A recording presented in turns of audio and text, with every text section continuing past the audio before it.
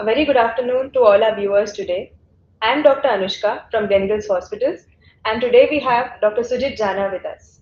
A very warm welcome, sir. Thank you. Let me give a brief introduction about Dr. Sujit Jana. Dr. Sujit Jana is a senior consultant CBTS, heart and lung transplant at Gleneagles Hospitals. He has over 23 years of work experience in this field. He has completed his MCH from KEM Hospital and has trained and worked in multiple setups in India, US, and Canada, including Mayo Clinic in US. His expertise lies in heart and lung transplant surgeries. A very warm welcome, sir, to our Facebook Live session today. Thank you. So, our topic for today is coronary artery diseases. Let's start with knowing what exactly is coronary artery disease.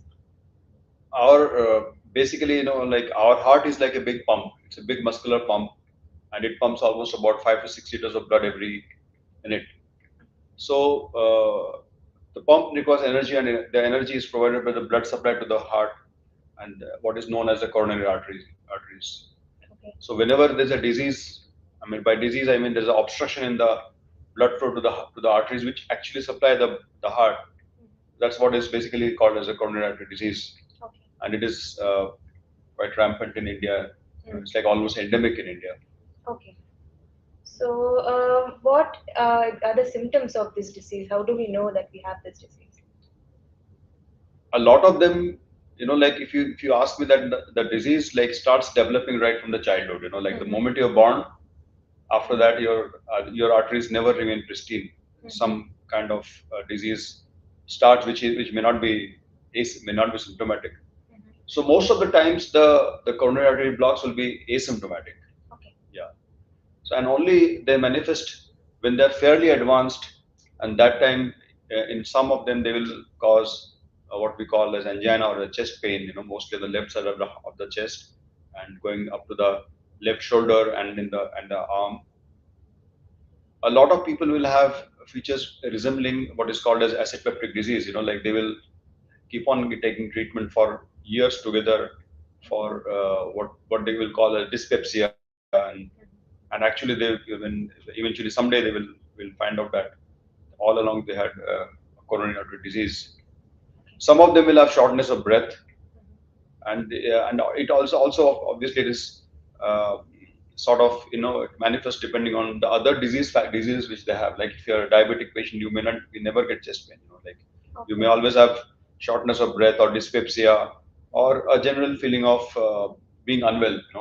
Okay. So what you would call as angina equivalent. So a classic chest pain is what you call as angina, and if you have something else which is not angina but is a feature of heart disease, that would be we'd call it angina equivalent.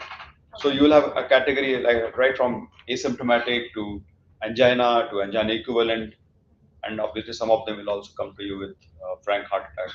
Okay. Yeah, which frequently is caused by the rupture of a plaque, and then there's a complete occlusion of the blood flow to the heart, and then you have a heart attack. Okay. Yeah. So you mentioned that it is very frequently seen in the Indian population lately. So what are the causes exactly? I think per se genetically we are very predisposed to coronary artery disease. That's my Okay. understanding. We don't know really what is that, whether that's the perfect reason or not. But generally speaking, we are compared to the Caucasians, we are probably more predisposed to the coronary artery disease. We have much smaller vessels as compared to the Caucasian population. Okay. The other thing is uh, that diabetes is like endemic here. Like Correct. the number of diabetic patients that we have is phenomenal. And the age group at which they develop diabetes is tremendous. Like it's a very younger age group that we have a large amount of people. So which is like diabetes leads to uh, a very rapid presentation of a coronary artery disease. Okay. The other thing which has happened over the decades is the amount of stress, especially in big cities like Mumbai. The stress levels have gone up tremendously. The stress, the work stress, the travel stress, and the food habits have gone haywire. The food habits have gone haywire. The amount of smoking has probably gone up, and the amount of environmental pollution has probably gone up.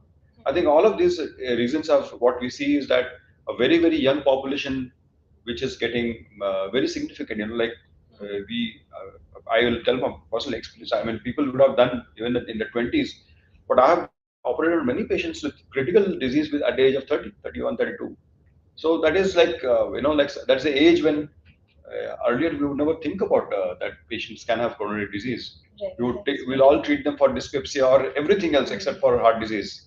right. But that is where we are. And what is that's a lesson for the people that at any stage or any age, if you have anything remotely which can be connected to heart, it has to be ruled out because the age doesn't give you protection anymore. Right. So with time the age group has really come down. Massively, Yeah. massively. We have most of us would have operated patient in the 30s, and I think some of the people surgeons would have done even in the 20s. I know that there are. I have seen angiographies of people who are in the 20s and they have had significant disease. And personally, I have done many cases who are in the 30s, early 30s. Okay. So Okay. So since so many patients are having it, is it hereditary? uh, I wouldn't. There is a class of patients which are hereditary, like like Okay. those who will have hereditary uh, with elevated cholesterol and like triglycerides. That is a different class of people. But otherwise, though we cannot pinpoint, but anybody who has a patient in the family who has had a heart disease attack below the age of 40, 50, we should think about that there is an element, like the take home message is that we should be more aware that the relatives of such people are more likely to have heart attack, cardiac disease. So any symptoms should be taken cognizance of. You cannot ignore the symptoms in such families. Like Correct. yeah, though we cannot always identify a particular like a genetic mutation or something like that. Right. But yes, there is probably an element, but we do not know for sure. Probably connected with lifestyle or eating habits. Probably even Yeah. probably with that also. Right. So regarding heart attacks, so is it always every patient with coronary artery disease would get a heart attack? No, Okay. no. Not only that, like every patient with coronary artery disease will not get a heart attack. Secondly, is many times the people who get heart attacks actually may not have very very massive blocks. Okay. The etiology of heart attack is different from etiology of what is called as angina. Heart attack occurs when there is a soft plaque which ruptures, and then when it ruptures, at that site there will be accumulation of platelets and other things, and the whole artery gets blocked off. It's like 100% blocked at that point of time. Whereas a lot of people will have chest pain on exertion are the ones who will probably have around 60, 70, 80% block. Okay. So they will be fortunate that they will have only angina and they will be diagnosed before they have a heart attack. Sometimes we have seen that people with heart attacks, a later on an angio shows that there is nothing. The plaque has the clot has disappeared and the artery has completely opened up. So everybody will not have a heart attack. But yes, if you have a disease, then the chance of heart attack is higher. All right. So what are the other complications of coronary artery disease? You will have angina, chest pain. You will have exertional angina. You will have postprandial angina, and these can limit your functional ability a lot. These can lead to heart attacks eventually at some point in time. Okay. And if it doesn't lead to heart attack, sometimes you will have what is called as ischemic cardiomyopathy. Okay. Ischemic cardiomyopathy would mean that over a period of time, over a period of years, you will find that the cardiac function has gone down, and the heart is dilated and it doesn't function very well. And you will have features of heart failure, like like you will have breathlessness, you will have swelling in the legs, all those things. And and rarely you will also have the problems in the valves, because the valves might start leaking. But usually it's following a heart attack. But yeah, this can also happen. Okay. And what are the tests that we do? How do we diagnose it? Yeah, interesting. Because like commonly people will have a notion that let's do an ECG and let's do an echo. Echo karo ya ECG karo ya and we are fine. That is a misnomer because these are the tests which will never reveal a coronary artery disease unless a complication has occurred. Okay. So ECG will reveal changes only when you have chest pain, angina, or you are having, or you have had a heart attack. Okay. So it's possible that you may have significant coronary artery disease without with an absolutely normal ECG because the ECG is done at rest. Okay. Second thing, same thing with echo. Hmm. The the coronary artery disease may not manifest on the echo because echo will only show the any changes when you have had a heart attack, your pumping power is low, or you have had a heart attack with something going wrong in the valves, so like a leakage in the valves. So you may have a normal echo, you may have a normal ECG because most of the times the coronary artery disease manifests only in a dynamic situation, like it's like exertional. Okay. So if you want to diagnose coronary artery disease, you either have to do a stress test, you can do a CT, a CAT scan, CT coronary. What we do, we the calcification in the coronary arteries, which can give us an idea of what is happening, or a stress test, or a stress echo. All right. So unless you are under stress, or your myocardium is made to work more, and wherein the heart has to get more blood supply, which is not possible because of the blocks, Right. you will find that many a times the investigation will be normal. And this is a very distinct misconception that we do a ECG and echo and then we say, oh, everything is okay. It may not be okay. So it is always a clinico-pathological correlation. If you have a symptoms, then echo and ECG are not the diagnostic test. It can only show that whether damage has happened or not, damage has not happened. Okay. But it does not diagnose a coronary disease. So diagnostic test would be a stress test, a CT coronary, or ultimately the ultimate gold standard is a formal coronary angiogram. So anybody with a lot of symptoms probably needs to undergo a coronary angiogram rather than anything else. I mean, you cannot sit back with a normal ECG and echo. Correct. So how do we treat this? Well, the first step is to diagnose, Right. right? So I think like in the current times, uh, the threshold for doing a coronary angiogram is very low. Okay. It's a very safe test. It's available in most of the places. It is not very expensive. Right. It's a daycare procedure. You can go home. So the first step is to if you have a positive something, either you have a symptomatically positive or you have a positive stress test or you have something on the CT coronary, is to do a formal angiogram. I think one should never refrain from doing that angiogram because it is very easily treatable. So it is very important that we have a diagnosis with us. Now, once we have a diagnosis with us, like what the algorithm which I follow is that for every coronary artery disease, there are 3 treatments. One, which everybody wants to hear, medical treatment, dawa gole se. Second, angioplasty. Third is CBG, Okay. what we call as coronary artery bypass grafting. To my knowledge, there is no 4 treatment. Okay. I strongly say, and this is what I want to tell people that uh, I do not know the veracity of the treatments, but I do not support Madhavbag or chelation or all other therapies because you keep on giving something from your pocket in stages, but I don't think that they are the recommended treatment modalities. There are 3 treatment modalities: medicines, angioplasty, and bypass grafting.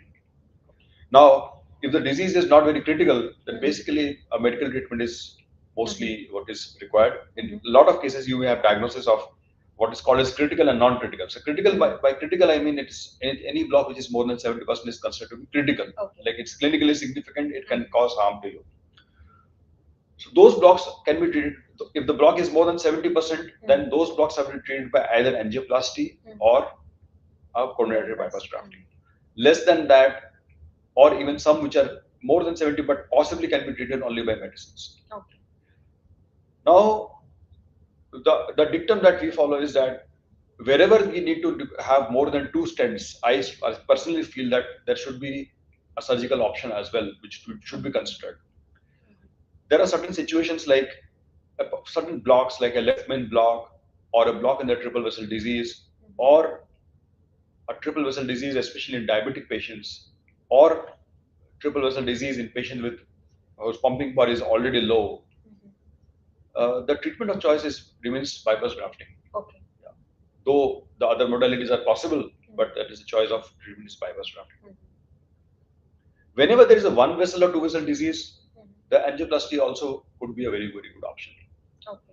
Because with the evolution of the technology and the evolution of the stents, good stents, and the technique, and with the excellent infrastructure that is provided with the hospital with Correct. all kinds of gadgets and Mhm. advancements.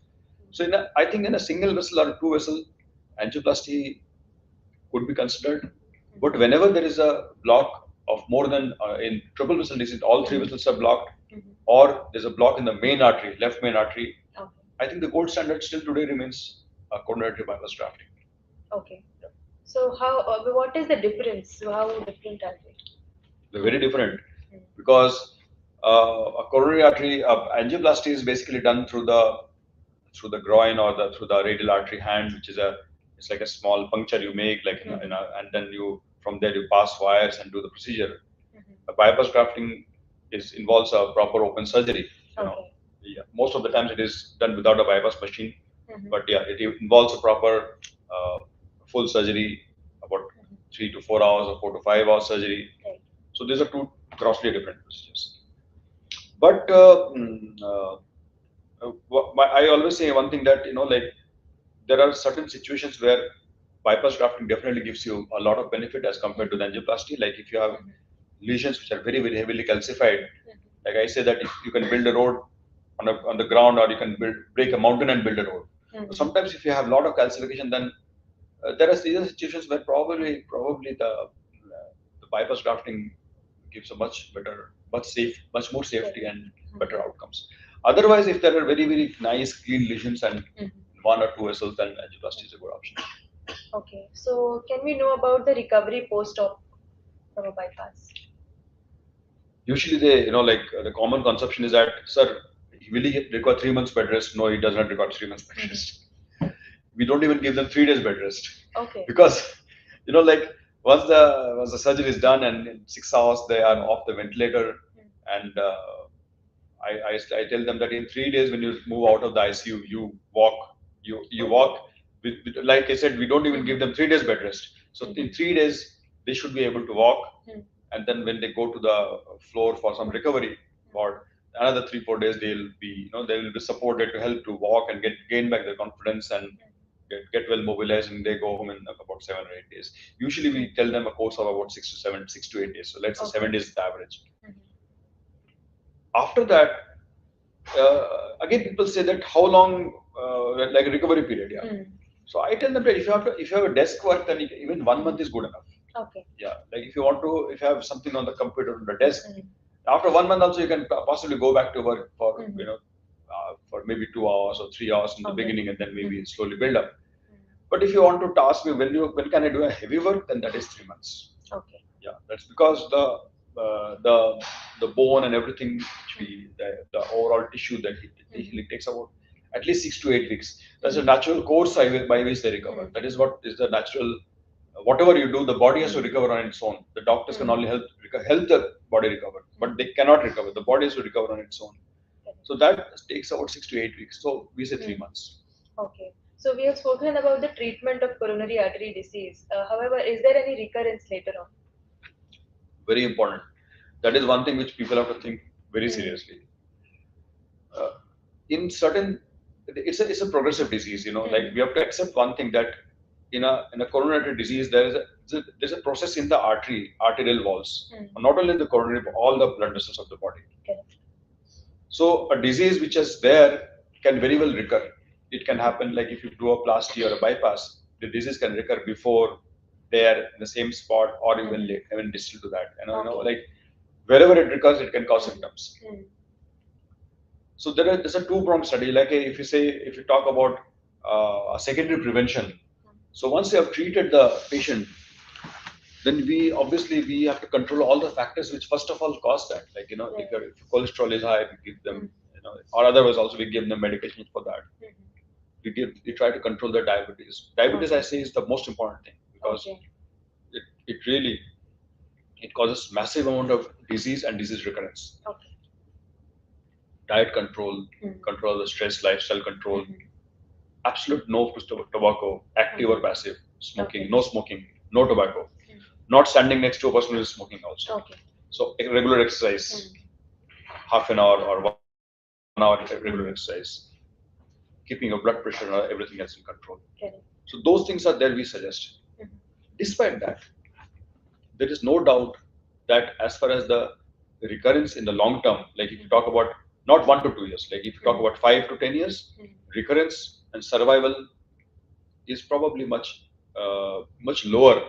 I mean, the recurrence is much lower with a bypass grafting as compared to a angioplasty. This is a proven fact, or what you call as a major adverse, what we scientifically call as MACE, like major adverse cardiovascular events. Yeah, or a risk of a recurrent heart attack is always much lower with the bypass surgery. Not that doesn't happen, but that's one point I always stress on when somebody comes to me. I say, why do you want to go for a bypass plasty? Is because the risk of reintervention is always lower. What we call as RR, risk of reintervention is always lower in coronary in a bypass grafting as compared to angioplasty. Though it is never going to be zero, but it is much lower. Right, because since the age has gone down so much, the long term effect. And the other thing is that like the about bypass grafting versus angioplasty treatment modality. The bypass graft which has never been unmatched, like it's unparalleled and unmatched is what is the Lima to LAD the grafting. That is one.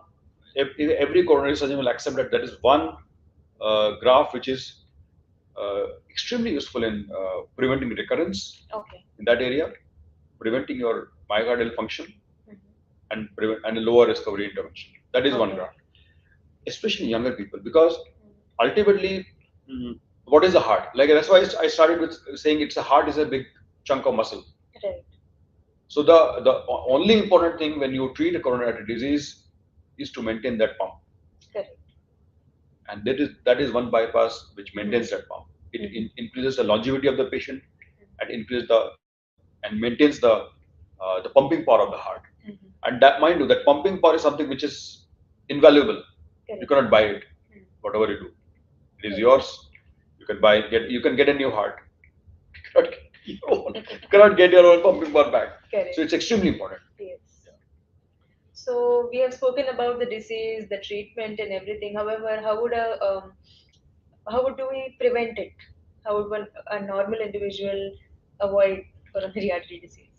Almost unavoidable nowadays.